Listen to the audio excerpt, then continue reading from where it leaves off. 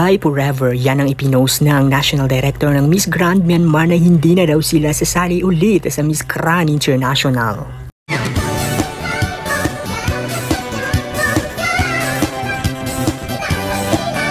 Mag-subscribe ka na!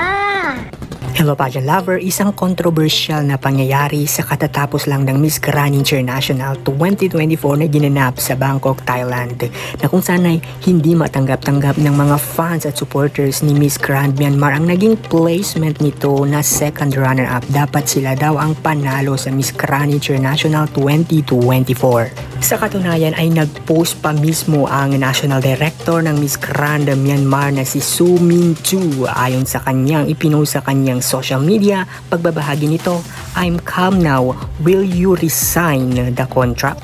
Dagdag pa nito, "Everything is fine, I will go leave shortly." At dito nagulantang ang lahat dahil ayon pa sa National Director nito ay bye forever. Tuluyan na nga nilang bibitawan na ang Miss Grand International.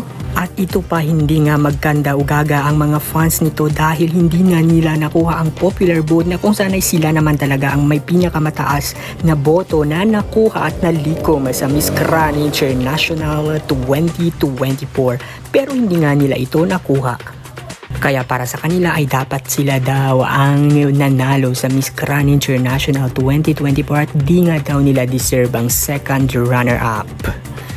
Samantala, congratulations naman sa pambato ng Pilipinas na si Christine Julian Opiasa. Masaya ang mga Pinoy pageant fans at supporters nito sa naiuwi nitong Miss Grand International 2024 first runner-up.